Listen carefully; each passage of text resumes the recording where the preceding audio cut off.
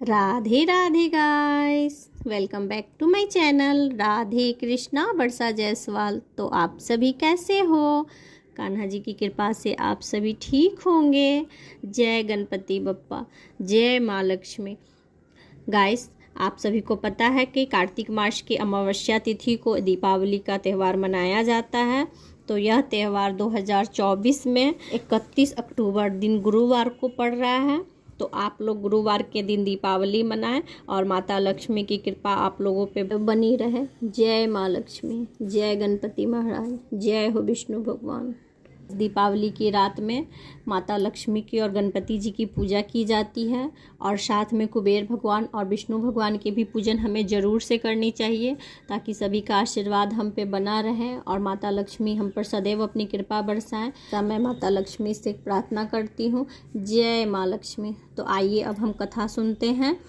अथ दीपावली की कथा। एक समय धर्मराज युधिष्ठिर ने हाथ जोड़कर भगवान श्री कृष्ण से कहा, हे भगवान, कृपा करके आप हमें कोई ऐसा उपाय बतावे जिससे हमारा नष्ट साम्राज्य पुनः प्राप्त हो जाए तथा राज्य लक्ष्मी और धन वैभव प्राप्त हो जाए। श्री कृष्ण भगवान बोले, हे राजन, जब दैत्यराज बलि राज्य कर रहे थे तब उनके राज्य में सारी प्रजा सुखी। मेरे भी वह प्रिय भक्त था। एक बार बलि ने 100 अश्वमेध यज्ञ करने की प्रतिज्ञा की। उसमें जब 99 यज्ञ पूरा हो चुका और एक ही शेष बचा था, तब इंद्र को अपना सिंहासन छिन जाने का भय हुआ, क्योंकि 100 अश्वमेध यज्ञ करने वाला इंद्रासन का अधिकारी होता है। इसी भय के कारण वह रुद्र आदि देवताओं के पास पहुंचे, किंतु कोई उपाय न कर सके। सब देवतागण इंद्र को साथ लेकर क्षीर सागर से साई विष्णु भगवान के यहाँ गए और पुरुषोत्तम आदि वेद मंत्रों से भगवान की स्तुति की। भगवान प्रकट हुए। उनके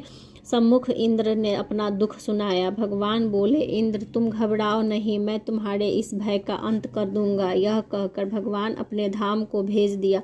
भगवान स्वयं वामन का अवतार धारण करके 100वां यज्ञ करते हुए राजा बलि के यहाँ पहुँचे। राजा से उन्होंने 3 डेग पृथ्वी का दान मांगा। दान का संकल्प हाथ में लेकर भगवान ने 1 डेग में सारी पृथ्वी नाप ली, दूसरे डेग में अंतरिक्ष और तीसरा चरण उसके सिर पर रखकर नाप दिया। इतना होने पर श्री वामन देव ने राजा से वर मांगने को कहा। वर में राजा ने कहा, हे भगवान, कार्तिक के कृष्ण पक्ष के त्रयोदशी, चतुर्दशी एवं अमावस्या तीनों दिन इस पृथ्वी पर मेरा राज्य रहेगा। इन दिनों लोग दीपदान, दीपावली पूजा आदि करके उत्सव मनावेंगे। लक्ष्मी का पूजन हो, लक्ष्मी का निवास हो और ऐसा न करने वाले लक्ष्मी क्रुद्ध हो जाए। प्रकार वर मांगने पर विष्णु भगवान ने कहा, हे राजन, यह वर हमने तुमको दिया। इस दिन लक्ष्मी पूजन दीपावली करने वाले के घर में लक्ष्मी का निवास होगा और अंत में मेरे धाम को प्राप्त होगा। यह कहकर भगवान राजा बलि को पाताल लोक का राज्य देकर पाताल लोक में भेजा और इंद्र का भय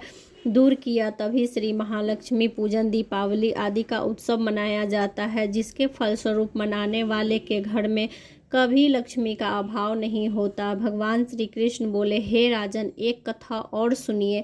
मणिपुर नामक नगर में एक राजा था, जिसकी धर्म पत्नी पतिव्रता एवं धर्मपरायण थी। एक दिन उसकी पत्नी छत पर स्नान के नियमित अपने गले का सुंदर वेश कीमती 9 लखा हार उतार कर वहां स्नान करने लगी। उसी समय आकाश में मंडराती हुई चील की दृष्टि उस हार पर पड़ी और उसे लेकर वो उड़ गई। किसी स्थान पर एक गरीब बुढ़िया की झोपड़ी थी, उस पर मरा हुआ सर्प पड़ा हुआ था। चील की दृष्टि सर्प पर पड़ते ही वह छप्पड़ पर सर्प हार को छोड़कर और छप्पड़ पर से सर्प लेकर चंपत हो गया। रानी यह देखकर उदास होकर महल में चली गई। थोड़ी देर के बाद राजा के आने पर उसने हार का वृत्तांत राजा से कहा। राजा ने उसे विश्वास दिलाया कि हार अवश्य मिल जाएगा। यह कहकर राजा अपनी सभा में पहुंचे। सारे नगर में ढिंढोरा पिटवा दिया गया कि जो रानी का हार ला कर देगा उसे मनचाहा वरदान पाएगा।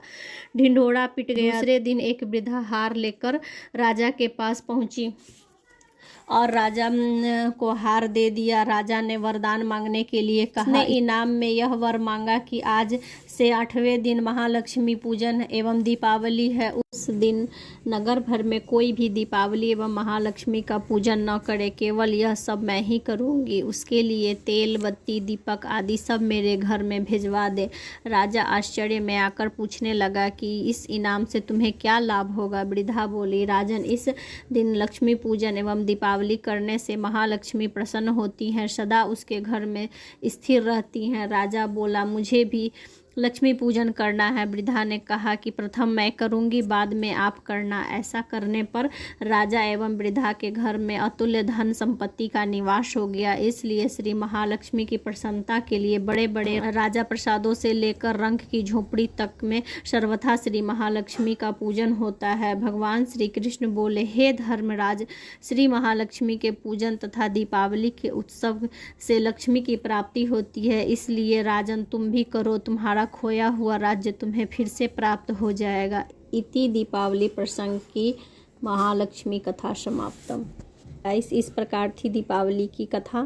तो आप लोग इसको ज़रूर से सुने दीपावली के दिन, और ज़्यादा से ज़्यादा वीडियो को शेयर करें। और अगर गाइस आप लोगों को वीडियो अच्छी लगे तो लाइक, शेयर एंड सब्सक्राइब।